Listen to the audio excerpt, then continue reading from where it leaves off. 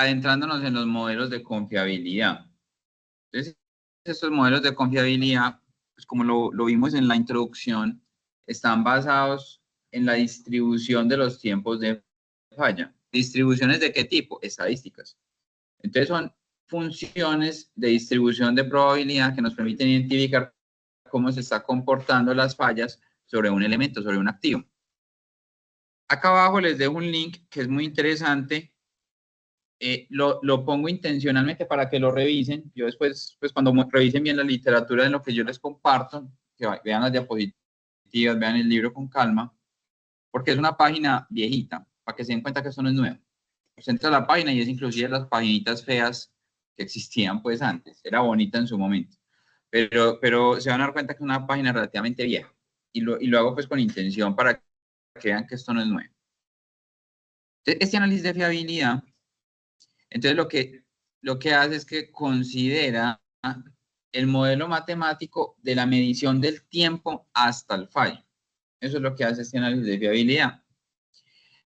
Y el tiempo se considera como una variable aleatoria. Por eso la función es una función de probabilidad, porque la variable es aleatoria. Existen varios tipos de modelos que podemos usar. Ahí vemos un ejemplo de tres. Una distribución normal, una distribución exponencial y la famosísima, en nuestro caso, distribución de Weibull.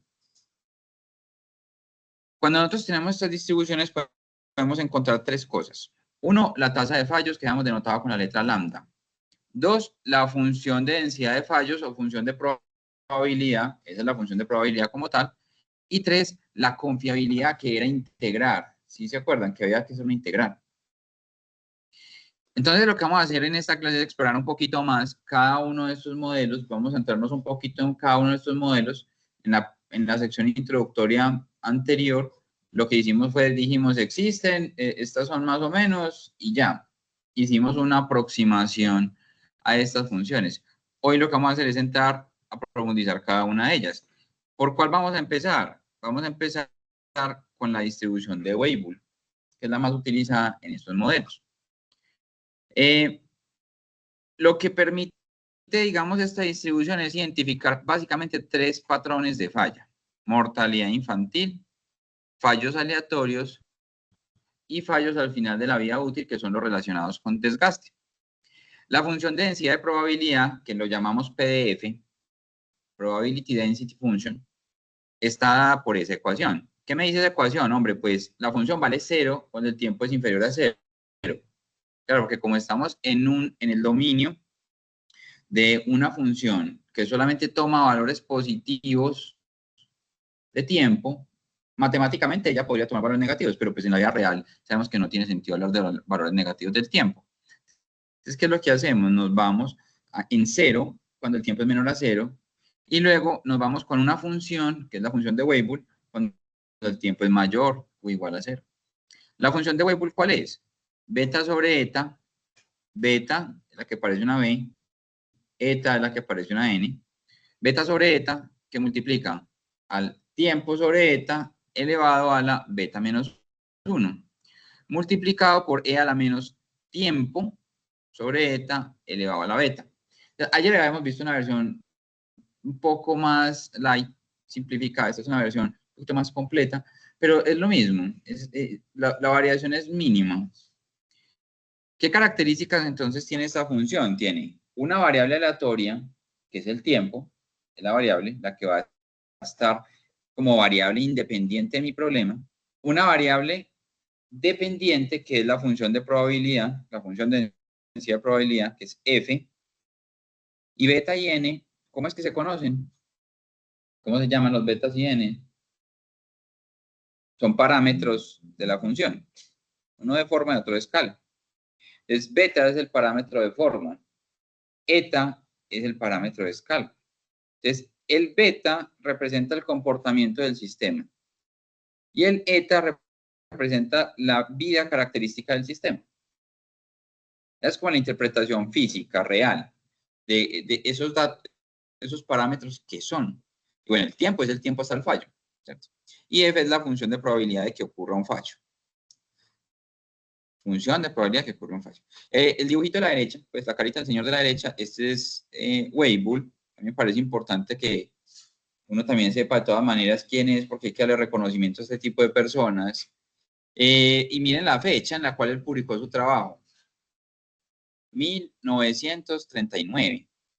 Teoría estadística del esfuerzo en materiales. Entonces, mire que todo lo que él empezó a desarrollar lo hizo cuando empezó la Segunda Guerra Mundial, en el 39. Pues esa fue la publicación. Él podía llevar años previos trabajando con eso. Y mire que lo aplicas al esfuerzo. Entonces, claramente estamos hablando de componentes mecánicos. Cuando él estaba publicando su trabajo, digamos que todo lo que tiene que ver con componentes electrónicos, si bien sí había pues un desarrollo, no era profundo. Entonces, hay que cambiar el paradigma y pensar, bueno, los sistemas de ahora sí se comportan así. Un robot, manipulador robótico sería el brazo robótico típico que en muchas empresas de producción se comporta así. Una CNC se comporta así. Los elementos que hay ahí se comportan así, puede que no. Entonces, para que lo miremos. Vamos a ver esa función, cómo se ve en una gráfica. Entonces, lo que vamos a hacer es que vamos a graficar la función de densidad de probabilidad y el tiempo. El eje horizontal funciona en el eje vertical. Y vamos a analizar un poquito qué pasa cuando tenemos diferentes valores de eta, diferentes valores de beta. Entonces, miren, aquí habíamos dicho, eta representa la vida característica del sistema, la que es como una n. Mientras eta sea más grande, mire que el tiempo de probabilidad, el tiempo en la función aumenta. ¿Qué pasa en los valores como en la curva verde? Voy a señalar acá. ¿Qué pasa en la curva verde después de este tiempo? ¿Cuánto es la probabilidad? Cero. Eso se va a cero. Eso se vuelve asintótico en cero. Esto. Y eso nos da 1 por 10 a la menos 99. Sigue siendo un número mayor a cero, pero se vuelve casi que asintótico en cero. Entonces, ¿qué sucede? A valores de eta, n, más grandes, pues tenemos una distribución de probabilidad un poco más amplia en el dominio del tiempo. Y ahora miremos qué pasa con los beta, la imagen de la derecha. Beta es el parámetro de forma que nos dice el tipo de comportamiento del sistema. Entonces el beta, la gráfica de la derecha es para un eta constante, vamos a suponer que sea n o eta igual a 50.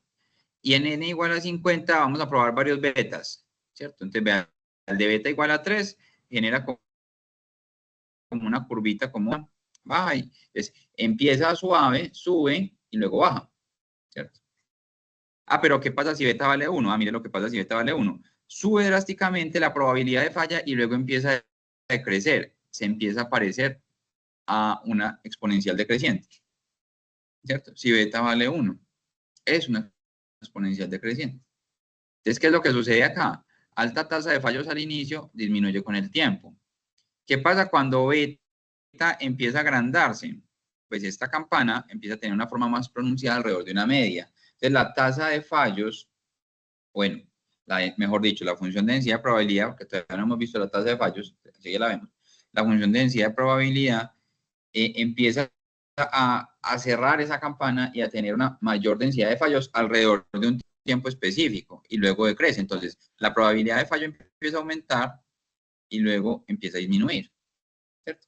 Entonces, esos dos parámetros, dependiendo cómo se comporte el elemento, le van a permitir a uno identificar si el tiempo de vida es más grande o no, en función de los tiempos de fallo, y qué tan estrecho o qué tan amplio es esa distribución. Y esta es la famosa distribución de Weibull. Ahora lo que sigue es, bueno, la función es una, esta de acá. Pero lo que a nosotros nos interesa es la función de confiabilidad, ¿cierto? Entonces, en la función de confiabilidad, la distribución de Weibull, este tipo de sistemas tienen esta característica. La función de confiabilidad o función de fiabilidad es e a la menos t sobre eta elevado a la beta. Esa es la función de confiabilidad o de fiabilidad. Es una función exponencial decreciente. El decreciente se da por el menos. Mientras más tiempo tengamos, la función de confiabilidad va disminuyendo, ¿cierto? Pero hay que mirar qué pasa con eta y hay que mirar qué pasa con beta. En principio, decrece, si los valores están en unos rangos, pero hay que empezar a mirar qué pasa con beta y con eta. Beta y eta deberían ser positivos, no deberíamos tener valores negativos para no afectar como la forma de estas funciones. Luego, ¿qué sigue? La función de tasa de fallos. La tasa de fallos, que lo habíamos denotado como lambda, mide la probabilidad que ocurra un fallo en un tiempo dado t. Entonces, esa tasa de fallos es la función que habíamos tenido ahorita dividido la función de confiabilidad. En el caso de la distribución de Weibull y haciendo la operación, obtenemos esto, que lo trabajamos ayer en la introducción.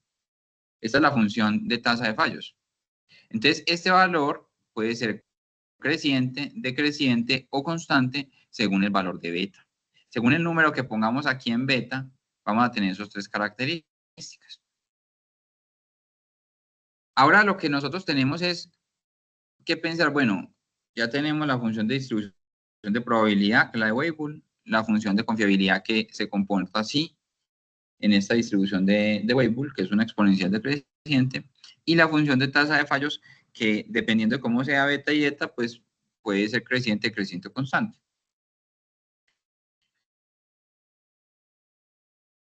El tiempo medio entre fallas, que es el indicador de mantenimiento que nosotros utilizamos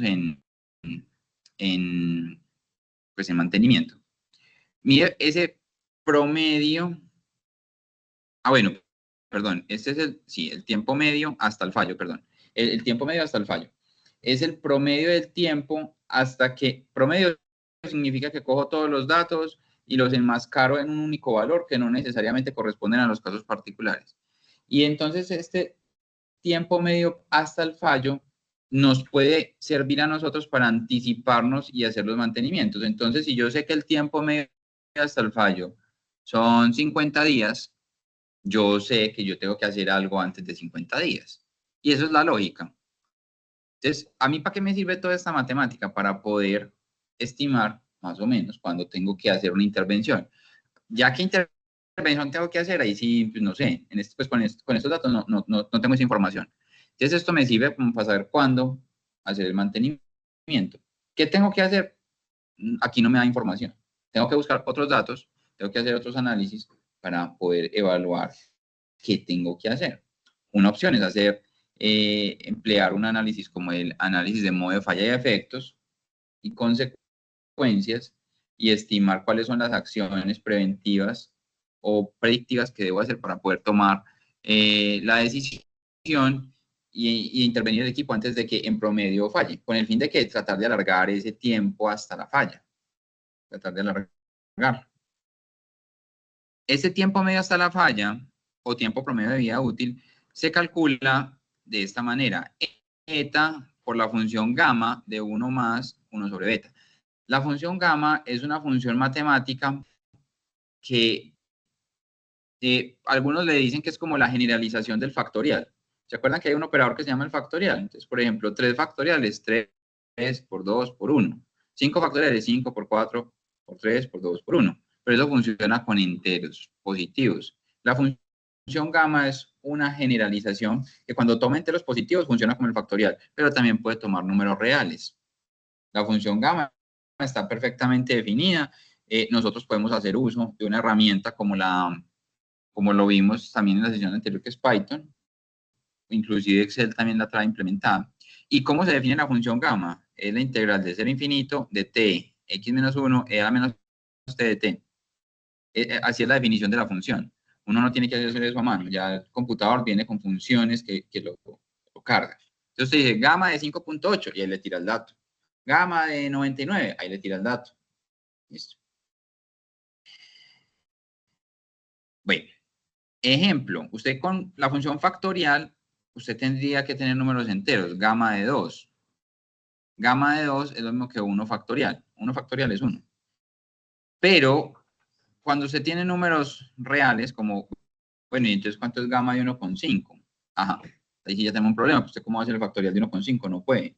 Entonces tenemos que recurrir aquí a esa integral. Entonces gamma de 1,5, usted dice, bueno, entonces tengo que hacer la integral de 0 a infinito de t elevado a la 1,5 menos 1 por e a la menos t por dt. Entonces cambia x por 1,5, que es el valor que va a evaluar, le resta 1, entonces eso es t a la 0,5 por e a la menos t de t. Y ya lo que toca hacer ahí es cambiar ese infinito por una letrica. A, por ejemplo, hacer la integral definida y luego sacar el límite cuando tiende a infinito. Aquí les estoy recordando el curso de cálculo, ¿sí o no? Cálculo integral, nadie quiere recordar eso. Pero sería como la forma en que uno lo pudiera hacer a mano. Pues ya no hay que hacer eso a mano, eso lo hace en Python. Eso tenemos funciones ya precargadas. Entonces este parámetro beta, habíamos visto que el parámetro de forma tenía tres posibilidades. Beta igual a menos, beta menor a 1, beta igual a 1 y beta mayor a 1. El beta menor a 1 es la tasa de fallos decreciente. Caracteriza fallos de mortalidad infantil, defectos asociados a errores iniciales, principalmente en instalación, o a errores de fabricación o a errores de diseño. Usted puede diseñar muy bien, pero si el que fabrica comete un error en el proceso de manufactura, pues perfectamente le puede generar como consecuencia una falla de mortalidad infantil, pues una tasa de fallos mayor al inicio. Hay veces hay acoplamiento entre partes, cuando hay un sistema térmico también. Entonces, el hecho de estar dilatando y contrayendo el material debido a la temperatura puede requerir un periodo como de adaptación. Piénselo como cuando uno ve en los documentales de naturaleza que la cebra nace y en los 10 minutos primero se tiene que parar y andar corriendo porque si no se la come el depredador, ¿cierto? Entonces, cuando empieza a caminar le da dificultad y ya luego se estabiliza. Es lo mismo. Beta igual a 1, tasa de fallos constantes aleatorio. ¿Eso qué significa? Que cuando hacemos el reemplazo en la tasa de fallos con beta igual a 1 nos da una distribución exponencial pura. Entonces, ahí nosotros tenemos la situación, desde mi punto de vista, más común.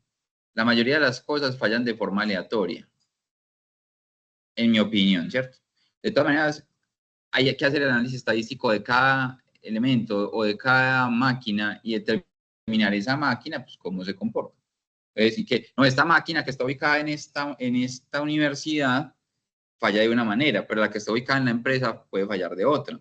¿Y eso qué me da indicio a mí? Que es que el patrón de falla no solamente corresponde a la fabricación, el diseño, la manufactura, instalación, sino también a la operación, porque está en un contexto operacional diferente.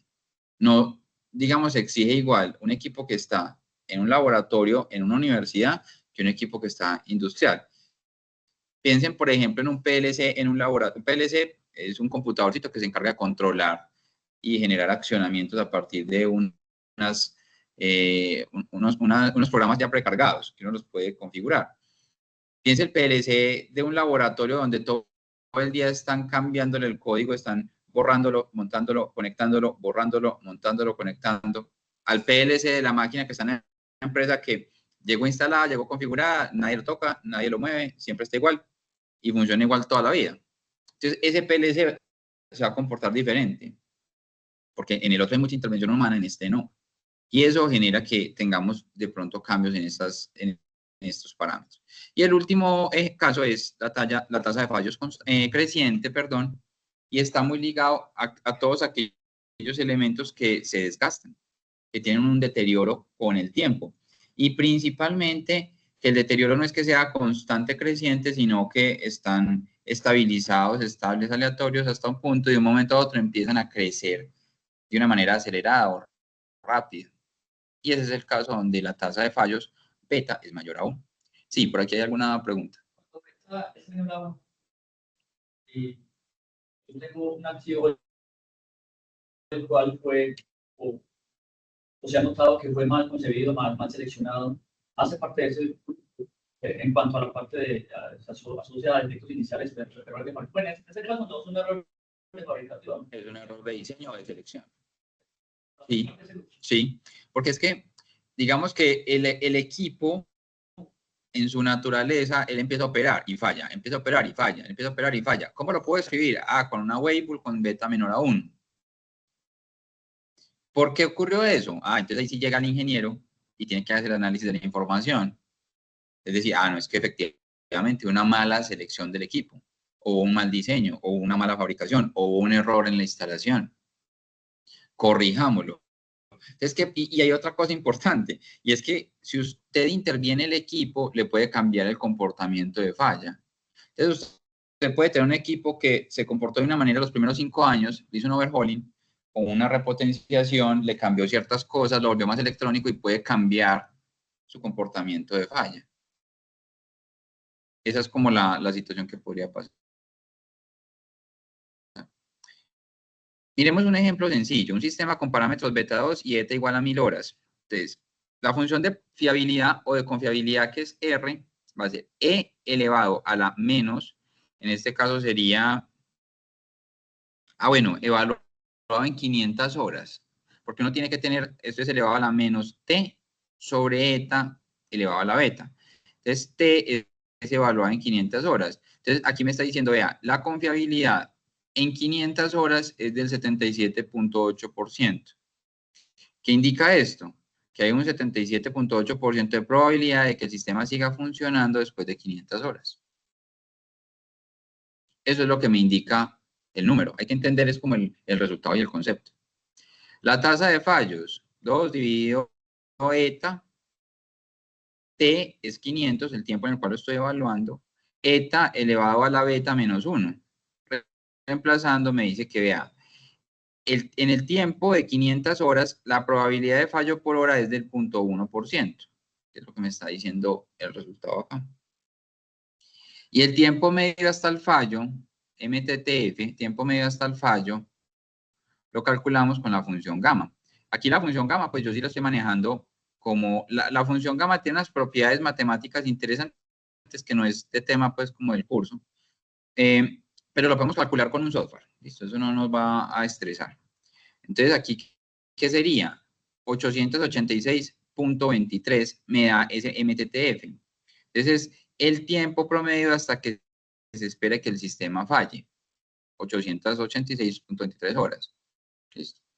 Entonces, eso es como lo que nos interesa a nosotros. ¿Qué hacemos con eso? ¿Qué vamos a tomar como acción para eso? Algunos de los elementos que se caracterizan por estas distribuciones de Weibull son los siguientes. Sistemas mecánicos, como rodamientos, turbinas, impellers, ventiladores, más que todo elementos rotativos, suelen mostrar, mire que no dice que siempre se comportan, no, suelen mostrar, hay veces ni siquiera se parece a esto, patrones de desgaste con beta mayores a 1. Elementos de electrónica, como los semiconductores, las tarjetas, todo lo que tenga que ver con electrónica, tienden a tener fallas de mortalidad infantil, beta menor a 1. A veces es un tema con los condensadores, con los capacitores. A veces es un tema con la regulación de voltaje. Entonces, por eso es que la falla de mortalidad infantil es frecuente. Se lo conecta y pum, se quemó. Es que el voltaje en el cual lo alimenta estaba mal regulado. ¿Eso qué tiene que ver con el equipo? De pronto venían con estática. Yo no sé si han visto que cuando uno compra una tarjeta electrónica, ellos vienen en unas bolsas especiales. Unas bolsas como metalizadas, parece una bolsa de aluminio. Esa bolsa de aluminio es para evitar la estática, que puede generar precargas o puede generar afectaciones en la electrónica. Sin embargo, si usted me pregunta a mí, los temas de electrónica, aunque siguen este patrón de Weibull menor a 1, la mayoría de las veces fallan por temas aleatorios. Hay una falla muy curiosa que ocurría antes y en la electrónica de antes, que se llama el error de bit. Y entonces es una combinación entre software y hardware. Y es que pues el planeta Tierra está metido en un sistema solar, en un universo, y por allá lejos hay unas cosas que se llaman supernovas. Y esas supernovas emiten radiación y emiten partículas de alta energía. Partículas así como el electrón, el protón, el neutrón, esas son partículas, el electrón es una partícula fundamental, el protón se compone de otro tipo de partículas, lo mismo que el neutrón, y existen unas partículas que son de alta energía. Esas partículas de alta energía viajan por todo el universo y las recibimos constantemente. Y una característica que tienen es que mientras más energía tengan, menos probabilidad de colisión con otras tienen. Dejémosle eso a los físicos cuánticos que se encargan de estudiar eso, pero eso es una realidad. ¿Y qué pasaba? Que algunos circuitos electrónicos, de manera aleatoria, como eso funciona con semiconductores, que lo que tienen son movimientos de electrones, aleatoriamente, de pronto, una de esas partículas de alta energía le pegaba, haga de cuenta jugando bolitas o jugando billar, le pegaba un electrón.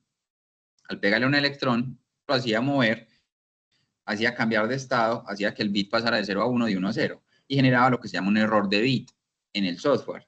Entonces la información se alteraba. Y entonces esa alteración podía hacer que el resultado del cálculo del software que se estaba corriendo sobre la tarjeta electrónica cambiara. Ejemplo de eso, por allá en Europa hubo unas elecciones de un pueblito que estaba computalizado el proceso electrónico y voy a inventarme los números porque no recuerdo los datos exactos, pero era algo como que en la población habían 5.000 personas y una persona sacó 25.000 votos por un error de bit. Otro también muy típico en videojuegos viejitos, por ahí hay un juego de Mario donde Mario empieza a atravesar pared, dice que hay como ciclando. Y es un error de bit, eso está reportado, eso lo descubrieron los ingenieros de IBM y lo que hicieron fue modificar el hardware, modificar el software para que si eso pasara no se afectara el funcionamiento normal. Entonces, ¿cómo se modificó el hardware para que se omitiera el error de bit? Se blindó. Entonces, muchas de las placas electrónicas vienen con recubrimientos de materiales un poco más densos que lo que hacen es que si llegase a pasar, pega primero en el material y entonces es más difícil que ocurra el error de bit desde el hardware. Y desde el software, bueno, si usted detecta una anomalía de este tipo, haga cuenta que no la vio y vuelva y repita. Y ya pues la probabilidad de que vuelva a ocurrir eso en un milisegundo después es cero. Es completamente, pues, 1 por 10 a la menos 99.000 millones, es cero. Entonces, IBM fue el que solucionó ese problema. Y eso es algo que ocurrió recientemente, en los 90, en los 80. Cuando se inventó la distribución de Weibull, allá en el 39, eso no pasaba. Pues sí pasaba, pero no sabíamos qué pasaba. En la industria espacial podemos tener elementos sometidos a fatiga. Por ejemplo, pues las alas de las aeronaves se someten a fatiga. Yo no sé si se han montado, ahorita el compañero que va de viaje se va a montar en el... Ah, estás por allá. Y va a ver que el ala empieza a moverse de arriba para abajo, empieza a oscilar, eso es fatiga. Los remaches del fuselaje, eso están sometidos a fatiga. De hecho, algunas de las catástrofes aéreas que han ocurrido es porque el remache falla, se revienta, desprende y genera pues un problema en la aeronave. ¿Y por qué? Por fatiga. Y esos son, digamos, patrones comunes que hay que empezar a evaluar en temas específicos. ¿Dónde más ocurre fatiga? En sistemas rotatorios, en ejes principalmente. ¿Por qué? Porque el eje está constantemente dando una vuelta, siente un esfuerzo en un sentido. Luego, cuando está por la parte de abajo, siente el esfuerzo en el otro sentido y luego vuelve y retoma. Entonces, el eje va a estar constantemente sufriendo una flexión en diferentes direcciones. Eso genera fatiga. Bueno, uno normalmente, ¿qué es lo que hace entonces? Utiliza estas distribuciones, modela y a partir de ahí toma decisiones. La segunda distribución de probabilidad de tiempo hasta el fallo, vamos a llamarla ya no Weibull, sino exponencial. Distribución del tiempo hasta el fallo. Este es un caso particular de la distribución de Weibull, donde beta es igual a 1. Si usted coge la de Weibull y le dice, beta es igual a 1, ¿qué le sale? La exponencial. Esta es muy usada. Lo hacemos de manera intuitiva. Y es que esto lo que nos permite es encontrar una tasa de fallos constante. Ya vamos hacia allá. Entonces es muy simple, pues es mucho más simple que la de Weibull. No tiene dos parámetros. Antes teníamos beta y eta. Ahora, ¿cuántos parámetros tenemos? Solamente uno, lambda, que es la tasa de fallos. Entonces, aparte, el parámetro es bueno porque es información que nos interesa a nosotros. Entonces, lambda es la tasa de fallos y es mayor a 0. Usted no puede tener tasas de fallo menor a 0. Pues no tiene sentido. Matemáticamente sí, pues lambda puede ser menor a 0. O 0. Pero en lo que estamos haciendo en ingeniería en mantenimiento no tendría sentido que lambda fuera menor a 0. Vamos a graficar. Bueno, sigue siendo una función por tramos, sigue siendo 0 cuando el tiempo es negativo, eso no tiene sentido para nosotros, solamente es cuando el tiempo es positivo. Y vamos a graficarla y vamos a ver cómo visualmente se ve esa distribución de probabilidad en función de los diferentes tipos de lambda, dependiendo del valor de lambda. Entonces, cuando lambda es 1, es la línea verde. Cuando lambda es 0.5, es la línea roja, y lambda igual a 1,5, la línea azul. ¿Qué me dice eso en términos prácticos? Mientras lambda sea más grande, la probabilidad de falla empieza alto arriba, la función de probabilidad de falla empieza alto arriba y decrece más rápido. Mientras que cuando lambda es más pequeña, ¿cómo empieza a pasar? ¿O qué empieza a pasar con la distribución de probabilidad de falla? Con esa F. Está un poquito más horizontal. Entonces, no es tan alto al inicio y decrece a una velocidad inferior. Entonces, si usted tiene un lambda grande, es porque decrece rápido. La función exponencial decrece rápido. Acá yo les dejo una página web donde pueden dar clic y les calcula la función exponencial, ¿cierto? Para que vean que uno no tiene que casarse con, o sea, usted pone en Google, ya en ChatGPT, en Gemini, en cualquier cosa de esas, también le puede preguntar directamente, hey, grafícame la distribución de probabilidad de falla de este equipo con estos datos. Ahorita lo hacemos, a ver qué hace, ¿cierto? Vamos a ver qué hace. Hay que iterar a veces en los prompts que uno le escribe, pero ya tenemos esa opción, o sea, ya no hay que programar esto desde cero. Algunas propiedades matemáticas que tenemos con esta. La función de probabilidad, de confiabilidad, de fiabilidad, R, se calcula como E a la menos lambda T. ¿Qué quiere decir esto? Pues que la confiabilidad decrece en función de la tasa de fallos de una manera exponencial, en menos. Y por ende, ese tiempo medio hasta el fallo es de 1 sobre lambda. 1 sobre lambda. ¿Qué quiere decir eso? Lo vimos la vez pasada. Pues a mayor lambda, menor tiempo hasta el fallo. A menor lambda, mayor tiempo hasta el fallo.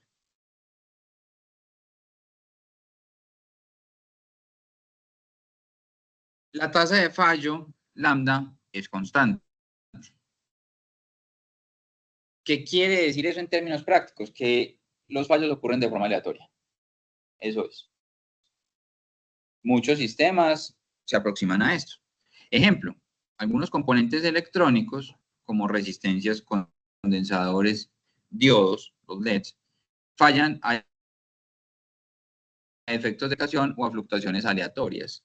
Esas fluctuaciones aleatorias pueden ser en el campo electromagnético o pueden ser directamente pues, de la alimentación, de la fuente de alimentación.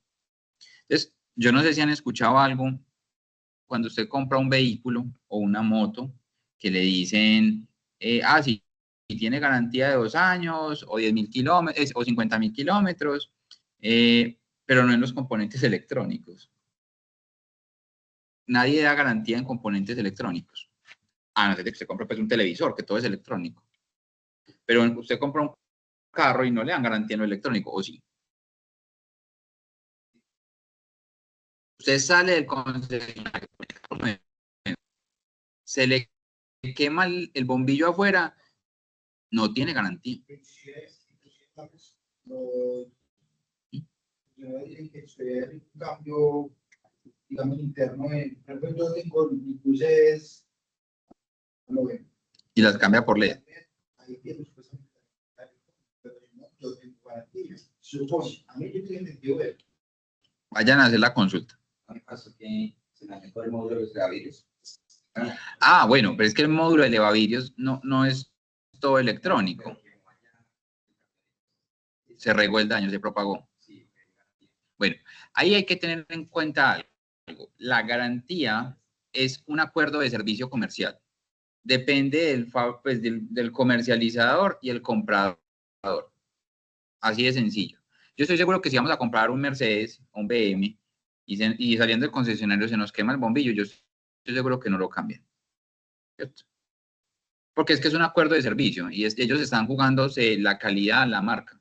Pero si estamos con otra marca, de pronto no gama alta, por decirlo así.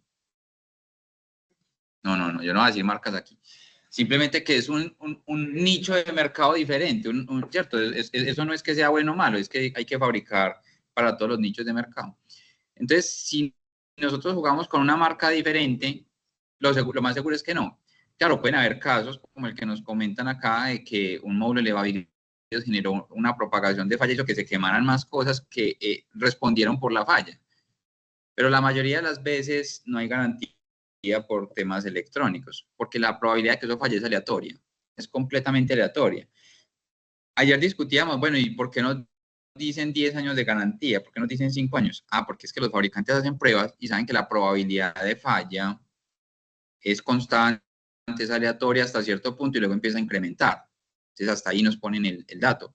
O nos dicen, no, hay equipos que, por ejemplo, mientras más tiempo operen, menos probabilidad de falla tienen. ¿Cierto? Que son los que llamamos de mortalidad infantil. Entonces ellos no tienen problema con darte una garantía larga.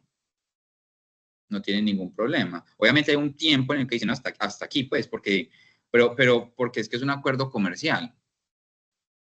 Hay leyes en cada país, hay regulaciones, por ejemplo en Estados Unidos hay regulaciones hasta por estado, que le dicen a los fabricantes, usted tiene que garantizar repuestos, tiene que garantizar que el equipo funcione mínimo tanto tiempo. Aquí en Colombia, por ejemplo, hay unas leyes que imponen que los vendedores de vehículos tienen que tener stock de repuestos hasta tanto tiempo. Sin embargo, la ley es vaga y dice repuestos de alta rotación. ¿Y quién define cuáles son los de alta rotación? Entonces ahí es donde ya cuando uno tiene un problema, entra a convenir con el que se lo vendió. Hay unas leyes de protección al consumidor que pues, deberían proteger al consumidor, y si no se arreglan, si no se llevan a buen término, pues uno puede emprender acciones de tipo legal, poner quejas a la superintendencia, cosas así. Eso se puede hacer. Cuando usted está interactuando con gente de otros países, usted llega y le dice a China, China es una fábrica de producción gigantesca, y ellos inclusive hay veces mantienen esta política. Vea, usted me pidió 1000 elementos, yo le voy a mandar 1100.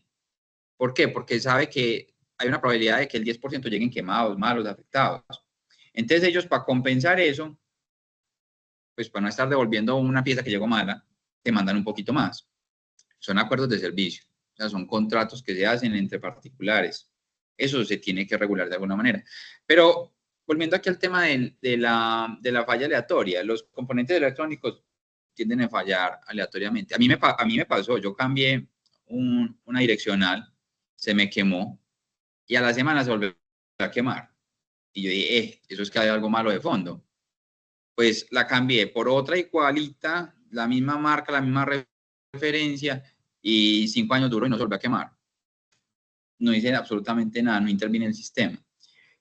A mí que me da muestra de eso, que es una falla aleatoria. Puede pasar por muchas cosas. Uno realmente la palabra aleatoria lo que está haciendo es enmascarando un montón de fenómenos no identificados, ¿cierto? Porque claro, usted si tuviera absolutamente toda la información, usted tirando una moneda hacia arriba y viendo cómo cae, si usted sabe la fuerza con la que la lanza, la resistencia al viento, si usted el peso, la densidad, la distribución de peso dentro de la moneda, usted podría decir, no, yo sé cómo va a caer.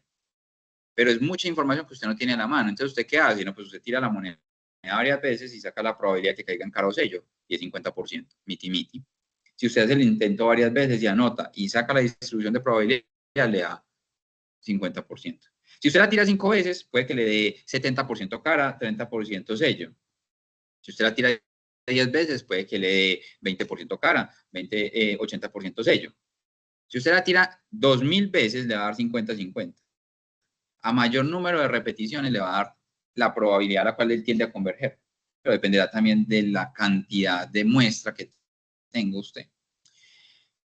Bueno, sistemas de telecomunicaciones, donde los fallos en los enlaces o los nodos suelen ser modelados con tasas de falla constantes. Ahí está el tema, por ejemplo, de los sistemas de IoT que manejan comunicación. Se pueden ver afectados por ruidos electromagnéticos, bloqueadores de señal, interferencia entre las bandas de conexión. Si usted tiene muchos equipos que están operando la misma banda, pues puede haber una congestión en esa banda de señal y hace que el sistema pueda, digamos que manda el dato mal, pero ellos tienen unos sistemas de regulación que identifican cuando los datos están afectados. Entonces, si esto no conecta, como cuando la página en el celular no carga, esto no carga, es porque hay un error en la comunicación, entonces él se demora hasta que ya se depura el error. Entonces existen unos algoritmos que le permiten a uno saber si el mensaje se envió completo o no, si el mensaje se envió truncado o no, si el mensaje se cambió en el camino o no. Y son unos algoritmos de codificación muy interesantes para comunicar información. Bueno. Software, el software también hay que hacerle mantenimiento. Es que no es como algo que nosotros pensemos mucho, pero actualizamos las aplicaciones del celular o no. Todos actualizamos el sistema operativo del celular. En el computador también a cada rato sale, hay que hacer actualización. Esas actualizaciones hacen parte del mantenimiento del software y también se podrían modelar de una manera. Ahí no nos vamos a meter porque es un tema un poquito...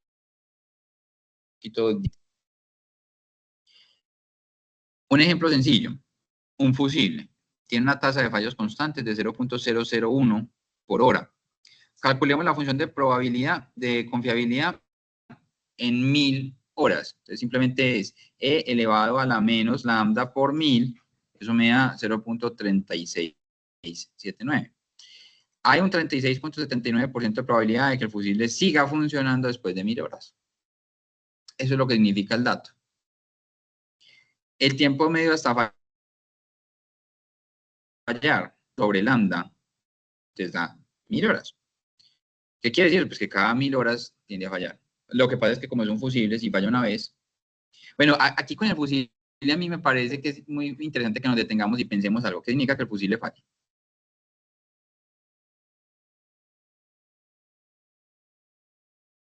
Bueno, el fusible, ¿cuál es su función? Es proteger un circuito, ¿cierto? ¿Cómo funciona? Cuando hay una corriente muy elevada, se derrite el material y abre el circuito, evitando que la corriente siga fluyendo. Entonces, realmente el fusible funciona bien cuando una sobrecorriente pasa por él y él se destruye y se muere. Entonces, él va a kamikaze, a inmolarse, ¿cierto? Eso es funcionar bien. ¿Qué significa funcionar mal para un fusible? Que no se abra. Que pase una sobrecorriente y que el fusible no se derrita, no se abra. Pues estoy hablando de los fusibles de filamento, pues existen otros, pero es como el concepto más fácil de entender. Entonces, hay que tener cuidado cuando uno habla de estos elementos de seguridad, porque la mayoría de estos elementos de seguridad y protección tienden a ser elementos no reparables, que lo habíamos comentado previamente. Estos elementos no reparables, cuando ocurre una función de fallo, ocurre un evento, pues toca cambiarlos. Pero mire que cuando el fusible se abre y se destruye hay que cambiarlo, pero funcionó bien. Entonces, ¿sí falló o no falló? No falló realmente. Cumplió su función, que era abrirse cuando había que abrirse. Entonces, hay que tener mucho cuidado con ese tipo de elementos. ¿Qué podría ser calculado? Aquí, pues, está puesto como si estuviera abierto y consideramos que eso es una falla, porque así lo entienden la gran mayoría de la gente, pero hay que tener mucho cuidado con estos elementos de protección.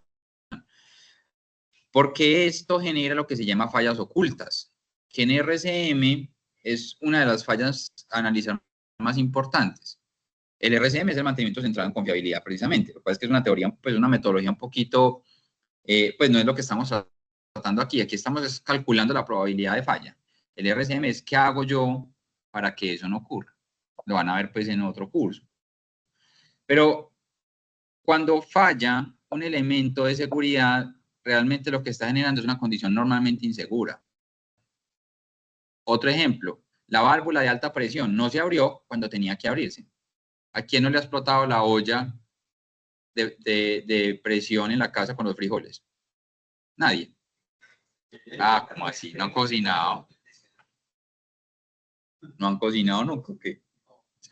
Entonces, claro, no, ya eso lo hace más seguro. Antes sí pasaba mucho. Antes sí era común que la gente, uno llegaba y miraba la cocina y la cocina se veía como una mancha en el techo, pues no habían pintado. Ah, es que explotó la olla de presión y pasaba, ¿no? Eso era algo que pasaba. Y es peligroso, es peligrosísimo. Porque la válvula de seguridad no se abrió cuando tenía que abrir. ¿Y usted cómo sabe que falló el elemento de seguridad? Cuando hay una falla catastrófica que excede o simplemente no se da cuenta. Piensen en el siguiente. ¿Quién tiene carro? Levante la mano, ¿quién tiene carro acá? Los que tienen carro tienen llanta de repuesto. ¿Usted cómo sabe que la llanta de repuesto no ha fallado? Usted no sabe. El día que usted se le pinche una llanta, toca cambiar y usted saque la llanta y esté desinflada, ahí se da cuenta, ay, fue madre, la llanta falló. Antes no. Usted tendría que estar haciendo inspecciones de probar si funciona o no. Entonces, cuando tenemos elementos con fallas ocultas que no son evidentes, que cuando cumplen su función no son evidentes para la operación, tenemos que hacer obligatoriamente ejercicios de detección de fallas anticipados. Es ir a probar a ver si funciona. El sistema contra incendios, que aquí debería haber pues como una alarma contra incendios. A ver. Esa alarma contra incendios debería detectar humo. Entonces, eso periódicamente lo deberían estar testeando. Entro al salón, pongo humo, sí detectó humo, sonó la alarma, ¿cierto? Eso lo deberían estar testeando.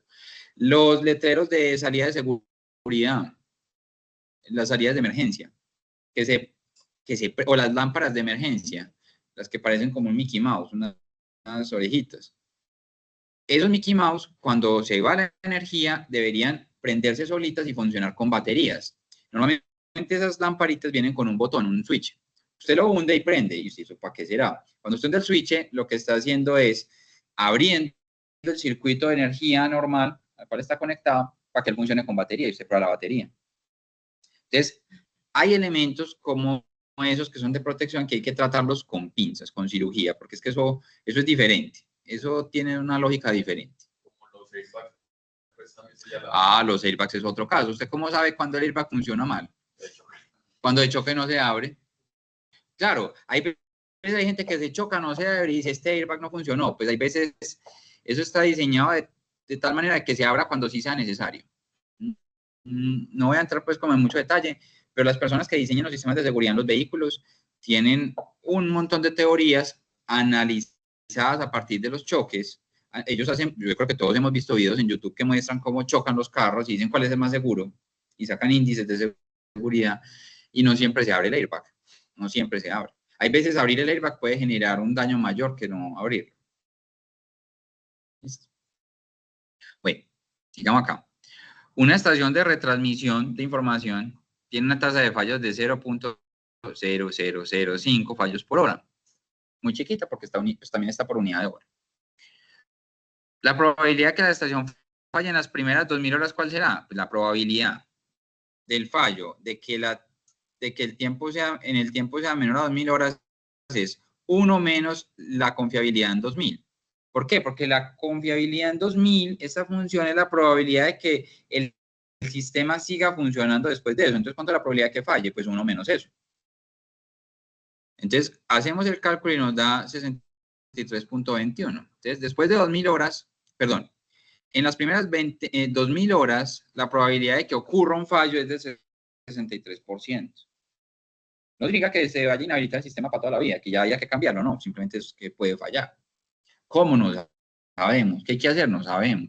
Pero sabemos que hay una probabilidad. Entonces, ¿qué me dice a mí eso? Hombre, más del 50%. Yo puedo tomar la decisión.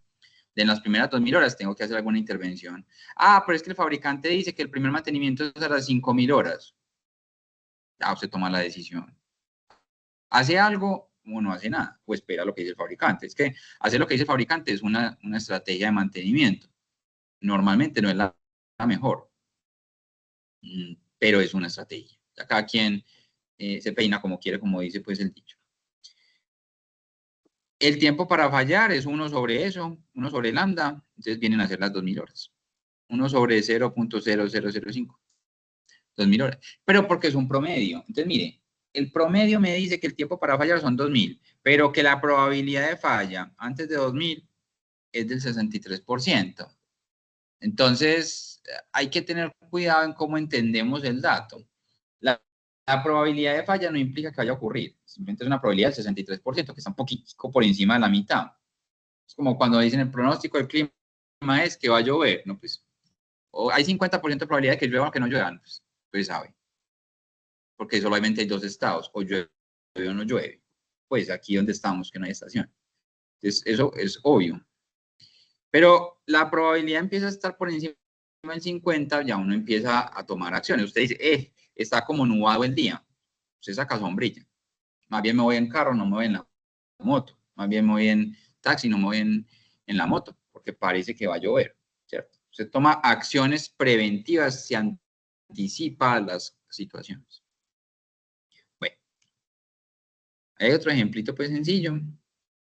Vamos con la tercera distribución del día. Este señor, yo no sé si alguna vez lo hayan visto, es la pesadilla de todos en ingeniería, es Gauss, Carl Friedrich Gauss. La matemática que construyó este señor es impresionante, y gracias a la matemática que construyó ahí, no solamente tenemos la distribución pues, de confiabilidad, no, eso es lo de menos, de hecho casi ni se usa, pero lo que hay detrás de la matemática, de las funciones de distribución normal, es impresionante, y muchos otros avances que tuvo. Si alguien maneja edición de imagen, o es gomoso con la edición de imágenes, hay unos filtros para fotos, para videos que llaman filtros gaussianos. Utilizan la teoría matemática que él escribió. El teorema de Gauss para cálculo vectorial, fundamental para convertir integrales triples, dobles y esas cosas. No nos voy a perjudicar con eso. Otro tema, redes neuronales convolucionales, la convolución gaussiana. Lo que tenemos ahora, los grandes modelos de lenguaje, es gracias a la matemática que hay detrás de todo esto. Y aquí vamos a tomar la distribución normal. Esta distribución normal me modela, digamos, fenómenos que estén centrados en una media y que sean simétricos. Eso es lo que me modela una distribución normal. Que la probabilidad de falla por debajo de la media y por encima de la media sea más o menos parecida, sea simétrica. En confiabilidad no es muy usada, pero se usa en contextos donde los fallos ocurren debido a factores aleatorios acumulativos. Es una serie de sucesos desafortunados. Se comporta como una distribución gaussiana. Estuvimos como de malas, se quemó esto, luego esto, luego esto. Distribución gaussiana. No sé si les ha pasado que uno tiene la sensación de que en la casa, por ejemplo, cuando se le quema el microondas, también se le quema la nevera y también se le quema la lavadora. Distribución gaussiana. Una serie de fallos acumulativos. Claro, pero usted dice, son equipos diferentes.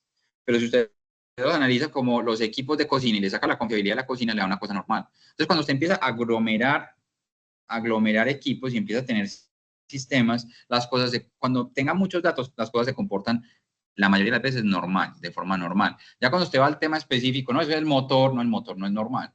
El motor no se comporta como una distribución normal, más bien como un Weibull. Pero no, yo quiero analizar la confiabilidad de toda la planta. Lo más seguro es que le salga normal. Si usted agrupa todo en un solo análisis y analiza todos los tiempos de todos los equipos masivamente, lo más seguro es que le dé una distribución normal. ¿Cómo se ve una distribución normal? Así. Esa es la famosa campana de Gauss. Todos lo han visto. Esa famosísima campana de Gauss está expresada con esa ecuación, con esa fórmula. Depende de cuántos parámetros. Miren la de 2. ¿Cuáles son los dos parámetros? Tiempo es la variable independiente. F es la función de densidad de probabilidad. Mu es la media, el promedio. En estadística, a la media también se le dice valor esperado. El valor esperado de la función es la media. Y sigma, que lo utilizamos en otros contextos para referirnos, por ejemplo, a esfuerzo, aquí lo vamos a llamar es desviación estándar. Vamos a llamar desviación estándar. Y ahí está la gráfica a la derecha de cómo se ve la famosísima campana de Gauss. ¿Qué pasa? Ahí tenemos unos dibujitos donde el tiempo puede ser negativo. Eso no ocurre en la realidad con esto porque el tiempo solo va de 0 a infinito. Desde el momento en que usted está haciendo la medición hacia el futuro. Entonces, Esto solamente es para ejemplificar la función. La media, mu, por ejemplo, en la línea azul y en la línea roja es 0. Entonces, el punto central está pasando por 0. Y sigma, que es la desviación estándar, es qué tan abierta o qué tan cerrada está esa campana. Entonces, para uno construir una normal necesita dos parámetros, sigma y mu. Obviamente nosotros no vamos a trabajar con tiempos negativos. Entonces, para nosotros, ¿cómo se verían esas distribuciones normales en el tiempo? Una opción es así. Otra opción es que las gráficas se corran hacia la derecha, empiecen con una baja probabilidad, lleguen a un pico, una media, puede ser en el tiempo 5, 6, 7, en el tiempo que quiera, y luego vuelve a caer, pero no es tan normal. No es tan común. La distribución siempre es normal.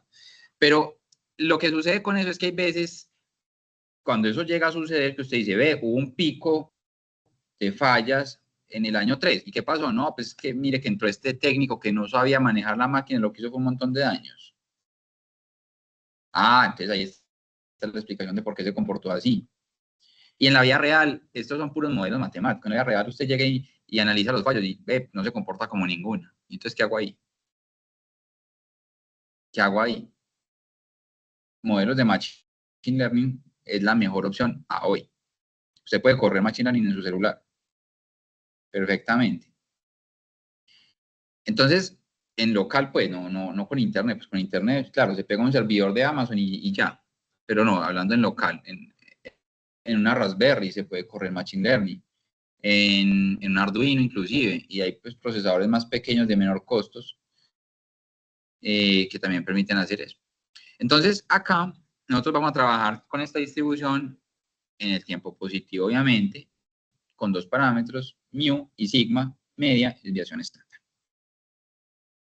Bueno, pues la desviación estándar indica la dispersión de los datos respecto a la media. O sea, qué tan ancha o qué tan angosta o tan cerradita está esa campana.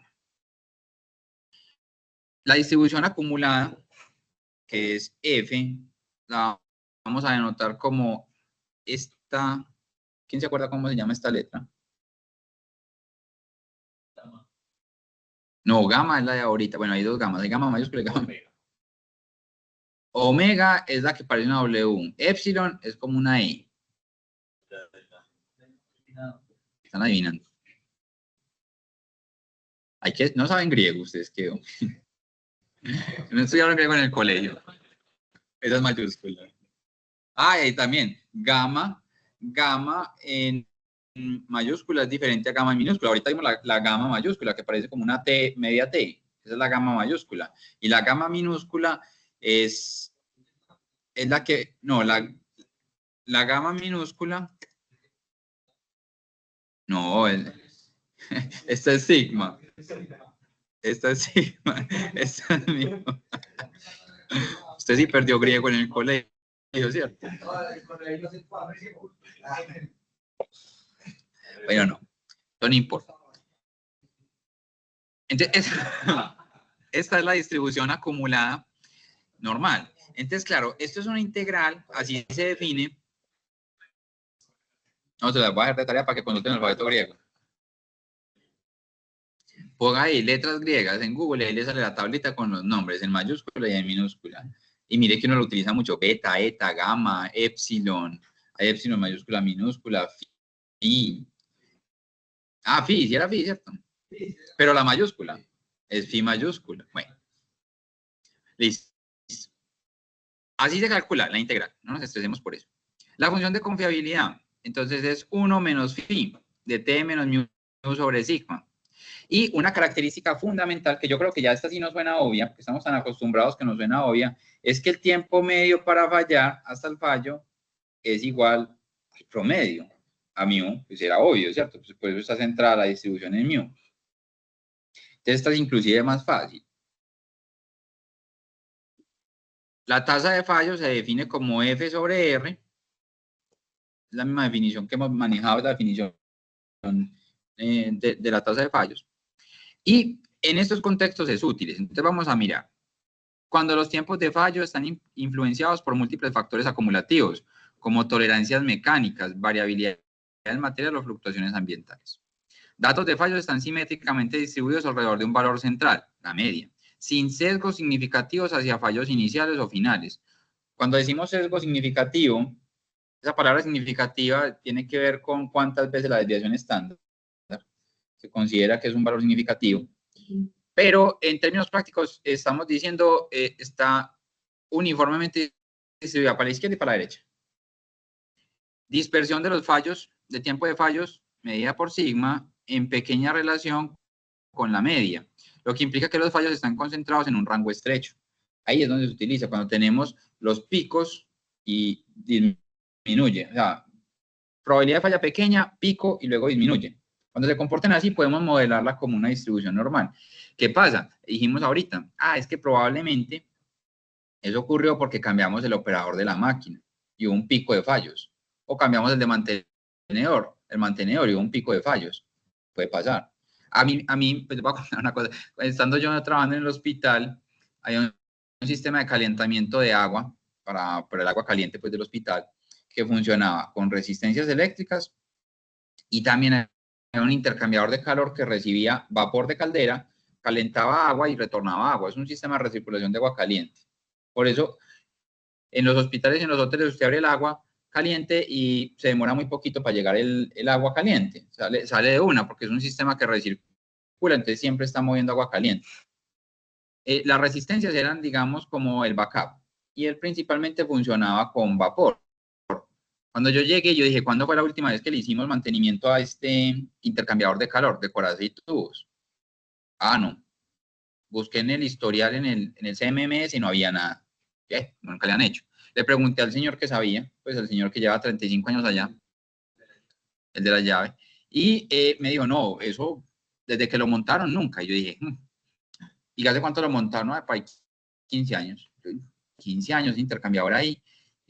Cuando uno lo ve por fuera, sí ve que tiene cierta filtración de agua, pues por las tapas de la coraza. Y bueno, pues digamos que era tolerable, pero dije, no, pues hagámosle mantenimiento. Hagámosle mantenimiento, eso no sobra. ¿Qué pasó? ¿Qué creen que pasó? Le comenzó a fallar increíblemente. Eso es mejor no tocarlo. Hay una cosa que le dicen el ajuste mugre. Está ajustado por el mugre. No lo toque porque donde lo limpie se daña. Y eso desafortunadamente pasa, ¿no? No debería pasar, ¿cierto? Pero ya digamos que se normaliza el comportamiento del equipo, ya se ajustó a trabajar así y funciona, entre comillas, dentro del rango normal o bien. Obviamente debería funcionar mejor porque eso estaba muy incrustado, estaba muy sucio, habían tubos completamente destruidos por dentro, entonces estábamos generando, era un problema inclusive potencial de contaminación de agua, no se llegó a ese nivel. Los empaques, por ejemplo, los sellos tenían asbesto, que en su momento era permitido, ya no, ¿cierto?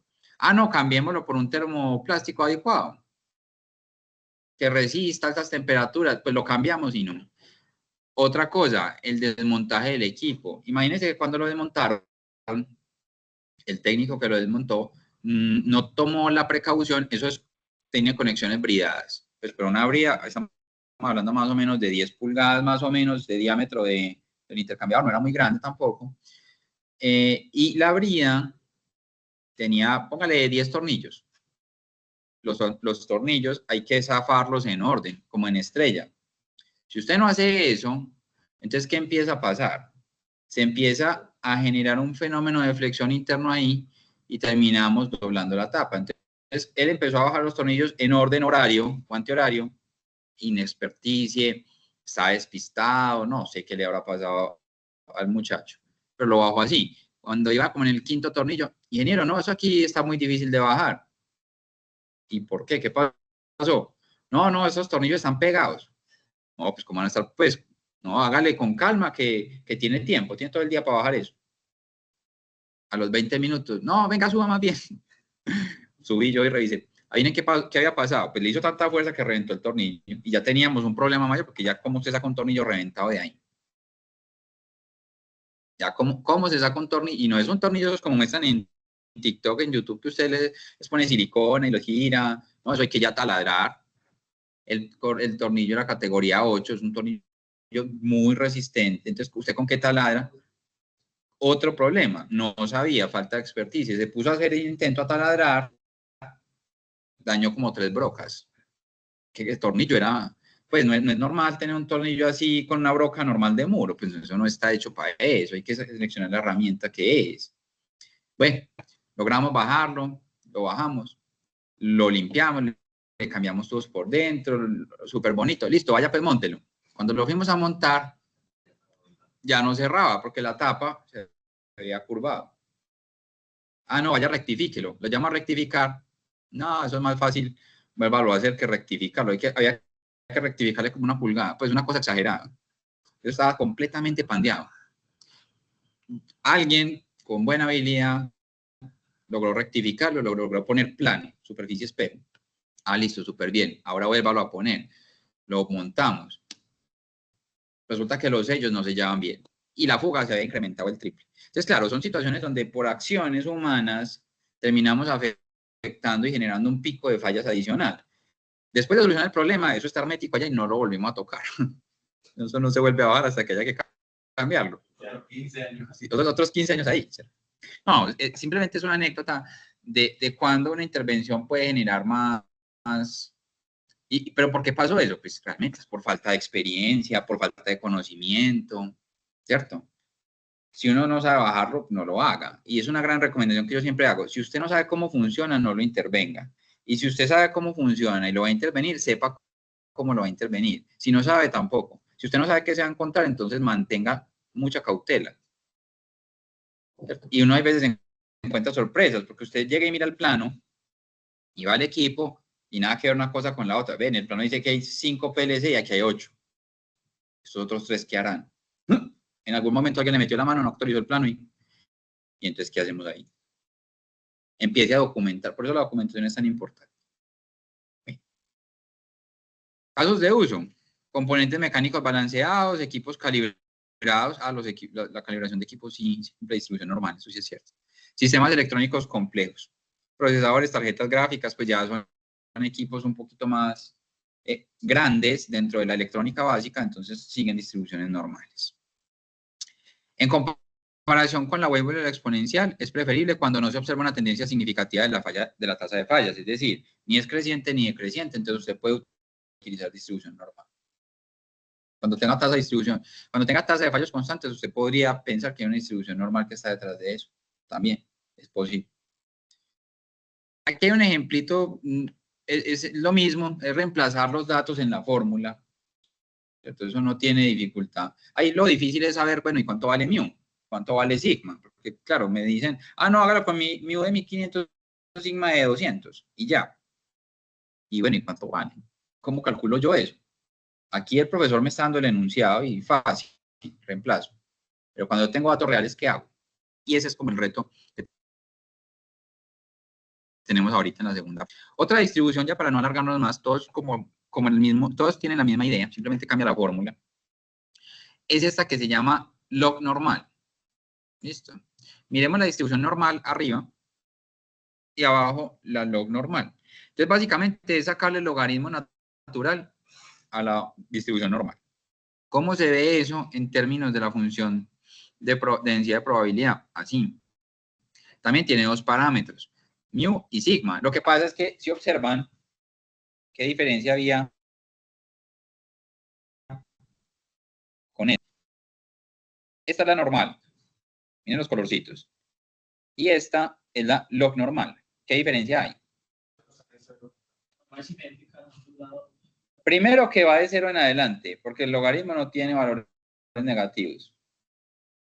Y segundo, tiene una medida de tendencia central, hay una media, pero no es simétrica respecto a la media, sino que tiene un comportamiento diferente hacia la izquierda y hacia la derecha. Esa es la característica. Sin embargo, tiene sigma y mu. Sigma y mu. Esta es la, ¿cómo es que llama la letrica?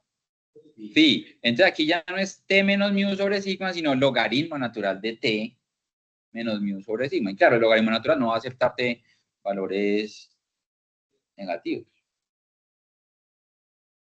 Entonces, podría decir, uno puede decir, no, tiene un poquito más de sentido que la otra, ¿cierto? La función de probabilidad y el tiempo medio hasta el fallo se calcula así. Características, es asimétrica hacia la derecha, lo que significa que los tiempos de fallo más grandes tienden a tener valores acumulados más altos. Hay una asimetría hacia la derecha en la curva. Sesgo hacia fallos tardíos por la asimetría de la curva. Entonces, cuando usted sepa que hay una máquina que tenga un comportamiento con tendencia hacia aumentar los fallos tardíos, pues usted puede decir, de pronto se acomoda como una distribución log normal. Escalabilidad, los parámetros mu y sigma están relacionados con el logaritmo natural del tiempo. Y ahí hay una cosa importante con el tema de los logaritmos. Hay veces usted tiene unos números muy grandes. Y los números muy grandes pueden generar distorsiones en los análisis de los datos. Usted puede estar comparando máquinas. Si usted quiere analizar una máquina que tiene unos tiempos de operación, unos tiempos de falla muy grandes, con una máquina que tiene tiempos de operación y tiempos de falla pequeños. Un número muy grande contra un número muy pequeño. Entonces, usted lo que trata de hacer es como estandarizar o normalizar. Y una manera de hacerlo es sacando logaritmos. Yo no sé si se acuerdan que cuando uno tenía una gráfica, le sacaba el logaritmo y la escala ahí mismo cambiaba. Pues visualmente cambiaba. Entonces, esto lo que permite es escalar esos problemas que de pronto sean muy grandes. Hay técnicas de manejo de datos donde usted tiene que normalizar los datos, los tiene que llevar todos entre 0 y 1, y lo que hace es que aplica logaritmos, es una opción. Otra opción, yo no sé si recuerdan, de pronto los que han profundizado en el manejo de bombas, las bombas o los componentes de fluidos en general, los canales, tienen algo que se llaman parámetros adimensionales. Los han escuchado, número de Reynolds, el Rayleigh para transferencia de calor, el Nusselt, son números adimensionales. Eso es un escalamiento de la situación. Escalamiento de la situación. Pues del fenómeno físico. Lo mismo pasa acá. Se trata de escalar un poquito el dato para no tener números tan grandes y tan dispares. En modelos mecánicos, sistemas sometidos a procesos acumulativos también, desgaste, fatiga, corrosión, vida útil de productos electrónicos, fallos que son resultado de una acumulación de fallos físicos o químicos. También se utiliza muchísimo en finanzas, economía, biología y salud, pero no son campos de acción, por eso están tachados. Pues no nos interesa a nosotros en esta discusión. Solamente estamos pensando en tema confiabilidad. Es preferible cuando los tiempos de fallo son altamente asimétricos y los datos sugieren procesos multiplicativos que tienen esa característica pues, dominante en el sistema. Acá nuevamente está el ejemplo, pero nuevamente. Me dieron mu, me dieron sigma, reemplazo el dato en la fórmula y encuentro la probabilidad, encuentro el tiempo para fallar. Aquí está el resumen de lo que llevamos en esta primera parte de esta sesión. ¿Qué nos dice este resumen? Lo que les estoy mostrando aquí es simplemente que sepan que existen muchas formas de modelar la confiabilidad. Existen varias. Aquí les presento 4, las más comunes. ¿Cuáles son las más usadas? Exponencial y Weibull. Son las más usadas. Y pues, de hecho, la exponencial es un caso particular de la de Weibull. Están los parámetros de cada distribución. Están las tasas de falla y el MTTF de cada uno, cómo se calcularía. Miremos este ejemplo. Un sistema con los siguientes parámetros. En Weibull, exponencial, normal y log normal. Esos son datos que se obtienen en cada una de las distribuciones y comparemos los resultados. Entonces, por ejemplo, ¿cuál es la confiabilidad de las mirolas si trabajamos con Weibull? 70%. Ahí si trabajamos con exponencial, 60%. Ahí si trabajamos con normal, 95% con esos parámetros. Ahí con log normal. Aquí me da, bueno, aquí hay unas tablas, pero pues se puede sacar la fórmula, se puede sacar la función pues con, aquí está R, es que yo decía, está fino, está R. Se puede sacar con Python 83%. Entonces, claro, son parámetros diferentes, me dan confiabilidades diferentes, así de sencillo. Entonces usted dice, bueno, ¿y cuál uso yo? ¿Qué hago yo? ¿Cuál de todos los sistemas que me están explicando acá uso? ¿Y por qué? Ya vimos más o menos por qué, en qué situaciones usa cuál, más o menos. Pero pueden haber situaciones que se acomoden a la Weibull y resulta que cuando se tira la normal le da una mejor aproximación. Puede pasar, puede pasar.